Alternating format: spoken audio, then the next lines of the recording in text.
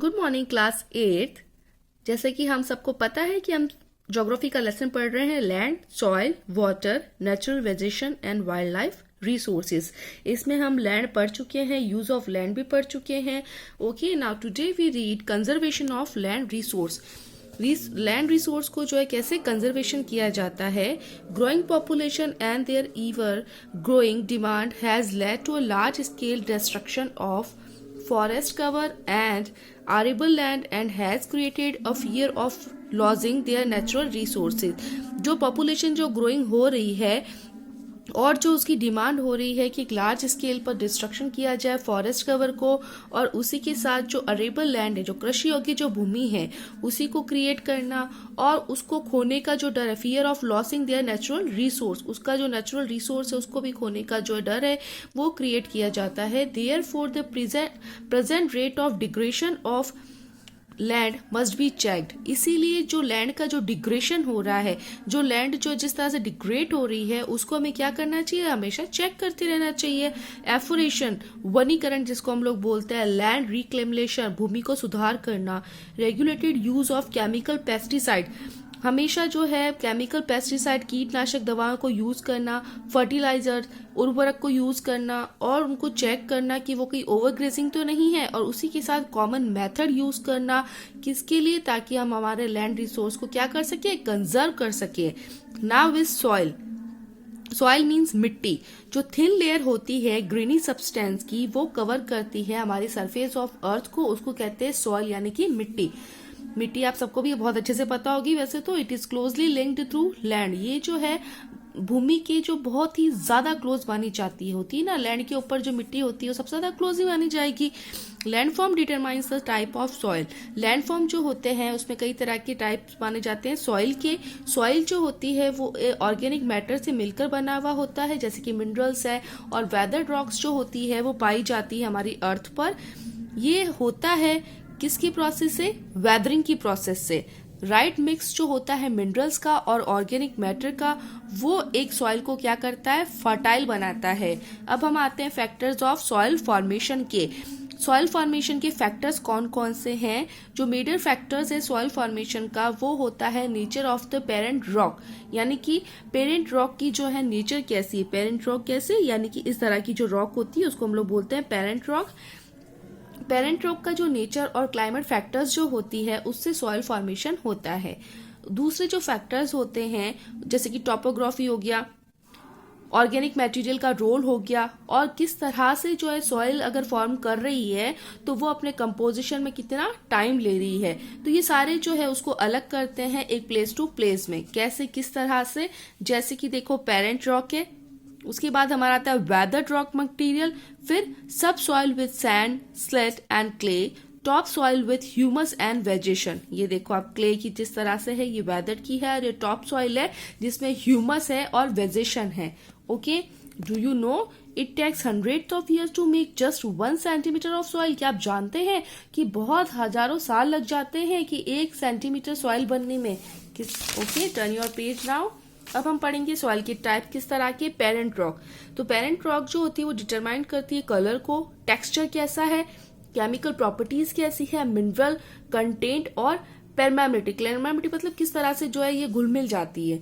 फिर नेक्स्ट आता है रिलीफ, सॉरी पेरेंट रॉक है, और उसके बाद है climate.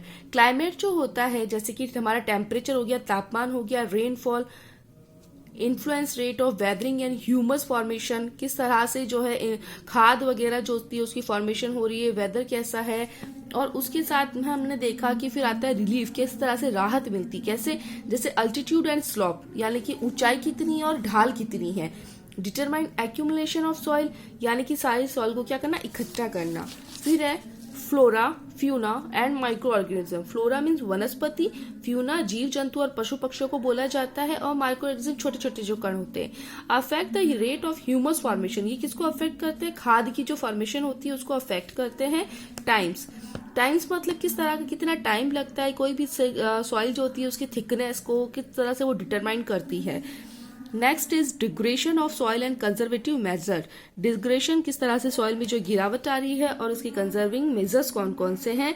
Soil erosion and depletion are the major threats to soil as a resource.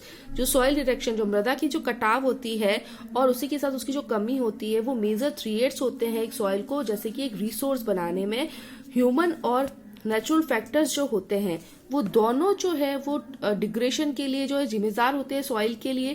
Factors जो होती है वो लीड करती है सॉइल डिग्रेशन के लिए और डिफॉरेशन के लिए। ओवरग्रेजिंग, चराई, over use of chemical fertiliser, तो बिल्कुल सही बात है। अगर जो है बहुत ज्यादा जो हमने केमिकल फर्टिलाइजर जो यूज कर दिया है तो उससे क्या होगा, फसल जो है नष्ट हो जाएगी। और इसी के साथ पेस्टिसाइड्स, कीटनाशक दवाएं, रेन वॉश, लैंडस्लाइड और फ्लड्स। फ्लड्स मीन्स बाढ़, ठीक है। तो ये सारी चीजें जो होती है उसकी वजह से डिग्रेशन हो रहा है हमारी सॉइल का। कुछ मेथड होते हैं जिससे कि सॉइल जो है कंजर्वेशन की जा सकती है। इसमें सबसे पहला हमारा आता है mulching. Mulching, the bare ground between plants is covered with a layer of organic matter like straw. तो ये जो होती है घास फूस से ढकना, जिसको हम लोग बोलते हैं, घास फूस से ढक दी जाती है। तो ये जो प्लांट्स जो होते हैं ये कवर्ड होते हैं इसमें ऑर्गेनिक मैटर जैसे कि भूसे या स्ट्रॉ से। ये हेल्प करते हैं सॉइल मॉइस्चर को बनाए रखने के लिए। नेक्स्ट इज कंटर बेरीज, यानी कि आउटलाइन बनाना। कंटर बेरीज हमारे दे रखे हैं, देखो आप। कंट्रोल प्लगिंग, जो कंट्रोल बेरीज होते हैं, स्टोन हो गया, ग्रास हो गया, सॉइल हो गया, ये यूज किए जाते हैं बैरियर्स बनाने के लिए कंटोर्स के साथ में। कंटोर्स मीन्स आउटलाइन, मैं बोल रही हूँ आपको, आउटलाइन बोला जाता है कंटोर को। Trenches are made in front of the barriers to collect water. जो नालियां वगैरह बनाई जाती है, जो खड्डा खोदा जाता है, इसके सामने खोदा जाता है बैरियर्स के, ताकि जो वाटर को जो है वो क्या किया जाए, कलेक्ट किया जा सके। Okay. Next is rock dam. Rocks जो होती है वो इकट्ठा होती है जिससे कि जो वाटर का जो फ्लो होता है वो स्लो डाउन हो जाए। स्लो डाउन मतलब धीरे धीरे हो जाए। ये जो प्रिवेंट्स, ये रोकती है जैसे कई तरह की जो नालियां और जो, जिससे कि क्या हो जाता है, सॉइल लॉस ना हो। Next is terrace farming. Terrace farming जैसे कि आपकी जो पिक्चर में दे रखा है, ये देखो terrace farming. Broad, flat steps and terraces are made on the steep slope so that flat surfaces are available to grow crops. ये देखो आप, चौड़ी है, फ्लैट है, और इसी के साथ ही जो टेरेस पे जो बनाई गई है उससे क्या हो जाता है, एक स्लोप, एक ढलान मिल जाती है।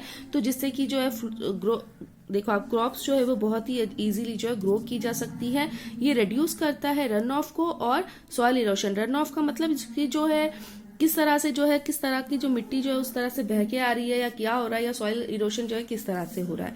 Next is intercropping. इंटरक्रॉपिंग, बीज की फसल जिसको हम लोग बोलते हैं, उसको इंटरक्रॉपिंग बोलते हैं। डिफरेंट क्रॉप्स जो होती है वो ग्रोन की जाती है अल्टरनेटिव रोज में। इस तरह से जो रोज होती है उसके अंदर ये उगाई जाती है, और इसका जो सोन का जो टाइम होता है वो अलग अलग टाइम होता है, जिससे कि सॉइल को जो है वो प्रोटेक्ट कर सके बारिश से, ठीक है, रेन वॉश से। नेक्स्ट आता है हमारा कंटर प्लेनिंग। कंटर प्लेनिंग में अभी आपको बता चुकी हूँ, ये रहा कंटर प्लेनिंग। कंटर प्लेनिंग में क्या होता है कि देखो आप, ये हिल पर, पहाड़ी पर बनाया जाता है, और इसमें जो है क्या होता है, ये सारे के सारे जो है वो पैरेलल होते हैं। प्लगिंग जब करेंगे वो पैरेलल करेंगे, और वाटर जो होता है इससे क्या करता है, वो ढलान की तरफ जो है स्लो डाउन हो जाता है, स्लोप हो जाता है, ठीक है। ढलान जो होता है ना, उससे वाटर जो है वो फ्लो करता है डाउन की तरफ, नीचे की तरफ। Next is shelter belts.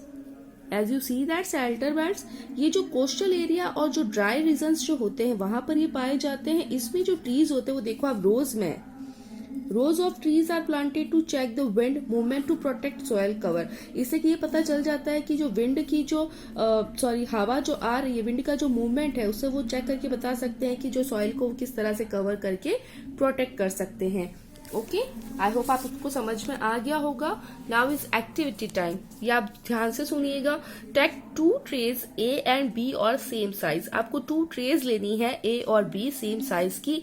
Make 6 holes at one end of these trays and then fill them with the same amount of soil.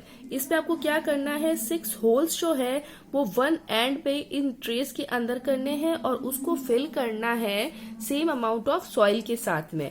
इस सॉइल को जो है ट्रे ए में, leave the soil in tray A, उस soil को आप किसमें छोड़ दीजिए, ट्रे ए में। बेरी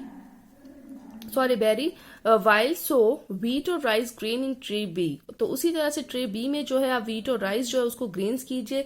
जब ग्रेन जो है ट्रेन बी में जो है ग्रेन जो है उसको जो है ग्रोन करते हैं फ्यू सेंटीमीटर्स हाई पर।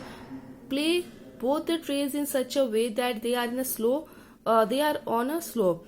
तो जो प्लेस जो होता है उनको जो उसी तरह पर जो सेम उसी ढलान पर जो है हम लोग अगर देखें कि उसको इस तरह से जो साथ में ट्रे के साथ में करें। पोर 1 मग ऑफ वाटर। तो आपको क्या करना है, एक जो मग जो होता है पानी का उसी को सेम हाइट के साथ में उस ईच ट्रे पर पोर करना है। Collect muddy water. जो मडी वाटर मेला जो पानी जो होता है उसको आपको कलेक्ट करना है। That trickles down and holes of both trays in 2 separate containers and compare how much soil is washed out of each tray। हर एक ट्रे के साथ में कितनी सॉइल जो है वो किस तरह से बह रही है और कितना बह रही है, कितना अलग अलग बह रही है दोनों में से। एक में होल किया और एक में किस तरह से हमने राइस और ग्रीन किए। तो ये सारी चीजें जो है इस तरह से हमें पता चलता है, ये हम क्लास में करेंगे, ठीक है, कभी अगर टाइम मिला जिस तरह से स्कूल ओपन होती हो तो ये हम लोग जो है प्रैक्टिकल करके देखेंगे। Next is landslide. Landslides are simply defined as the mass movement of rock, debris or each down a slope। Landslide जो होती है वो सिंपली डिफाइन करती है मास मूवमेंट जो रॉक का होता है और जो अर्थ जो एक ढलान के साथ में जिस तरह से होता है। लैंडस्लाइड आपको अच्छे से पता है, ये देखो आप पिक्चर लैंडस्लाइड की किस तरह से लैंडस्लाइड होता है। तो ये अक्सर जो है ऐसी जगह पर होता है जहां पर अर्थक्वेक, फ्लड्स और वॉल्केनोज होते हैं। तो एक जो लंबा टाइम पीरियड जो होता है रेनफॉल्स का वो एक कॉज होता है हैवी लैंडस्लाइड के लिए, जहां पर बहुत ज्यादा जो रेनफॉल आती है तो उसे क्या करता है वो ब्लॉक कर देते हैं जो रिवर का जो फ्लो होता है उसको कुछ समय के लिए। जो फॉर्मेशन होता है रिवर का वो ब्लॉक हो जाता है जिससे कि जो है सेटलमेंट्स जो होता है वो डाउन स्ट्रीम हो जाता है बड़ी तीव्रता के साथ में। हिली टेरन लैंडस्लाइड जो होते हैं वो मेजर और वाइडली स्प्रेड होते हैं, नेचुरल डिजास्टर होते हैं। नेचुरल डिजास्टर भी बोला जाता है ना इसको, लैंडस्लाइड को, जिससे कि अक्सर जो है हमारी लाइफ और प्रॉपर्टी के साथ में जो है बहुत इफेक्ट पड़ता है और इससे कि जो इसको जो एक मेजर कंसर्न, एक जो मेजर मामला भी माना जाता है। ओके, तो आज हम इतना ही पढ़ेंगे लैंडस्लाइड्स तक। कल हम पढ़ेंगे केस स्टडी, किस तरह से सी क्या केस स्टडी हुई। Okay, till then thank you.